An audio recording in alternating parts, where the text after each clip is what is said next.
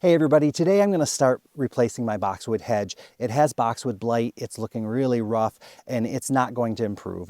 I've got to kind of let it go, and I feel like I need to do it sooner than later, especially because I still have some boxwood that hasn't been affected.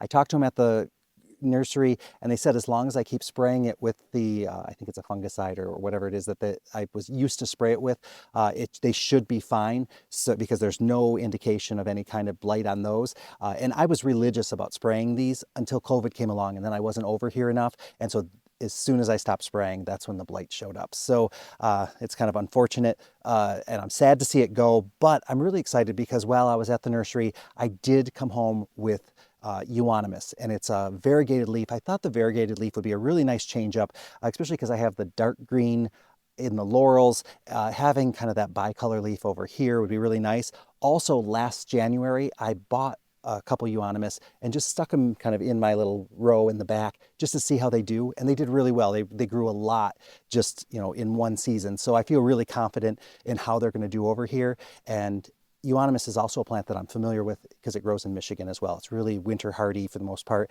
So that gives me some comfort that I know they're not going to, die out in the winter or have any trouble with that. They're also a plant that I know I can just leave, and if I don't get them trimmed one year or if I'm behind on anything, they're going to be pretty well behaved. They can handle it. So in order to do that and get these out, the first thing I'm going to have to do is pull the gravel away from each of the plants here. And there is a little bit of plastic down here. Sorry, I should maybe show you.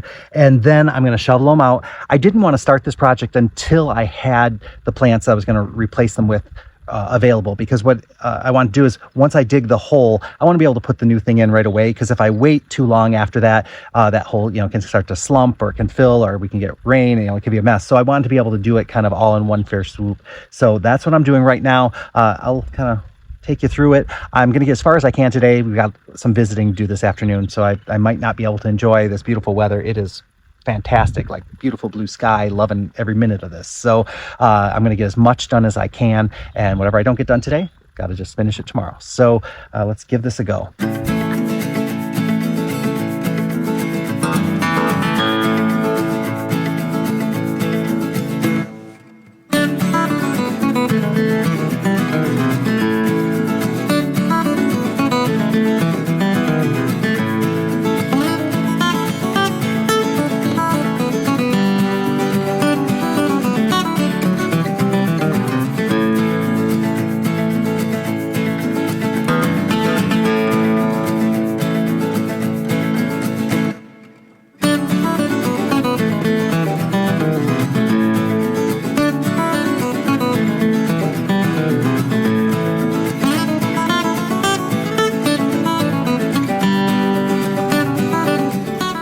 It's the next day. I've gotten my boxwood out in this area here, and I have to admit, it's a lot more work getting these out than it was when I put them in.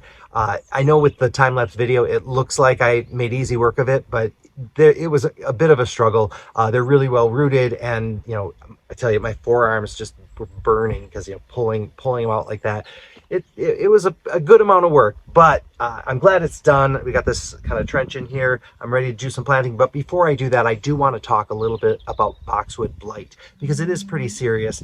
It's been here in Ireland for over 25 years, so I think they've kind of just come to terms with it. The advice that I keep reading is like, you remove it, don't put it in your compost pile, and either plant an alternative or you spray. There is a fungicide that we can spray with here, and that's kind of been the way that they do it here. But in other places where boxwood blight is not that common, they're working really hard to prevent it from arriving and taking over and destroying their boxwood populations. So it's really important that if you think you might have boxwood blight, contact your extension office if you're in the US, or some similar agency wherever else you might be. And it's really important that you do that and let them know that you suspect that you have boxwood blight, because number one, you need to find out if it's diagnosed as boxwood blight. It might be something else, so you want to make sure you know that it is boxwood blight that you have. And number two, you want to know what the protocol is for your area, because I know, like, Erin from the Impatient Gardener, she's in Wisconsin, and she had some boxwood blight, and there was a very serious process for getting that out. Like people wearing hazmat suits and everything like that, and making sure that they got all the debris, because it's not common in places like Wisconsin and Michigan. There are very few cases of it, and they want to keep it that way. So I'm not sure how it is, wherever you are, you do need to contact someone and find out what you need to do. You do not want this arriving in your area because it can just decimate the boxwood. It also appears on Pachysandra, from what I hear. That said, as I was reading, there are different types of boxwood blight. Here in Ireland, they said there's 2 different kinds. One's more serious than the other. And they also said you can cut it out, but I know in Michigan and Wisconsin, they don't want you doing that. They want you to get it removed. So think local when you're doing that, and do something. And don't be like me. When I saw it arrive, I was in denial about it. I was so happy with my boxwood hedge, and I loved it so much. And I kept thinking, well, maybe it'll get better. Maybe, maybe I can just kind of cut out that section. Maybe I can do this. And I just emotionally couldn't tear it out because it kind of meant a lot to me. And then finally this year, it just looked so bad. I didn't have a choice. And it would have been a better idea for me to get something new in here or have taken care of it right away, because it'd be looking great already. So now I'm going to start placing my plants kind of in the spots that I think they would work best. And so over here, I'm starting on this end because I have this step here, and that's kind of my hard finish. So I know that I want to be a certain distance away from that. On the other end, I have a lot of leeway as to where it goes. So better for me to start on this side. And at the nursery, they told me to plant these about 1 foot apart. Now I know these get a decent size, so I could probably go a little bit wider, but let me see how that kind of looks. So I'm looking at that. I think that's going to be good, because if it does grow out, I'm going to be able to keep it pretty well trimmed up. And then I'm looking here, let's see how far that really is. So where I have that right now, that's only 11 inches. I'm measuring from the middle to the middle. I'm going to go right around that 12-inch mark. Let's see what that looks like here. Yeah, that's about 1 foot apart. So I think, you know what, I like how that is. I know it's going to grow together, so that'll be good. Now what I'm going to do is, I have this little stake here. I'm going to actually use this for my measure. Now I could just kind of keep going middle to middle, because these are actually 1 foot. They're 12 inches long. So actually that's what I'm going to do. I'm just going to use this as my guide. It's a little faster than you pulling out the tape measure. So let's see what I can do here. I'm going to throw a couple in here first, and then just kind of get them in their spot.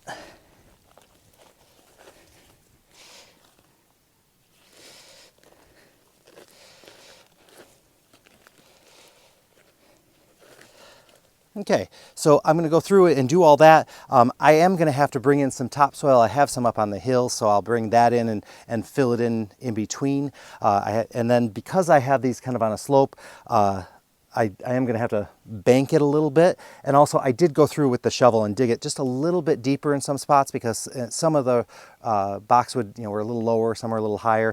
And I want to make sure, and I want it, to be at ground level here in the front, and then I have to bank it in the back because it does drop down quite a bit. But I want to make sure that those roots are kind of protected as well. So I'm going to give this a go and see what happens.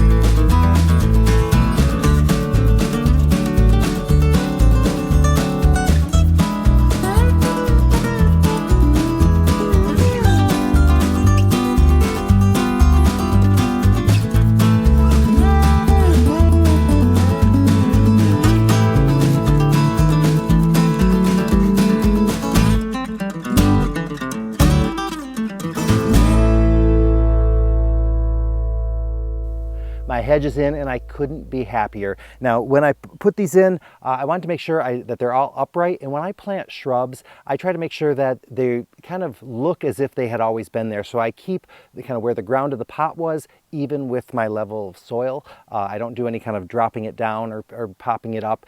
There are a couple plants that maybe you do that with, but for the most part, your regular shrubs and even your perennials, you don't worry about that. So that's what I do with those.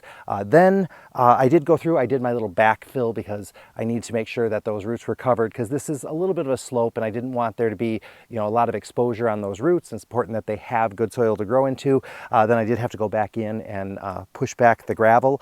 I think if I could have it my way, if I could get some edging, I think I'd put some edging along there, try to keep that grass out. And there's a couple spots I'd like to do that just so that it'll reduce the amount of time I have to spend with all the edging. I'm not going to do any pruning or trimming on these right now. I could, you know, some of these wonky branches, I could take those out right now, but they say, I read here in Ireland, they recommend trimming this one in June and again in October. I don't know if I'll ever be doing it twice a year, but I'm not going to do it now. I'm going to let them develop their roots, and then next year I'll go in and give it a nice trim back. I like to give it a hard prune the first year. That way it encourages it to kind of spread out and branch.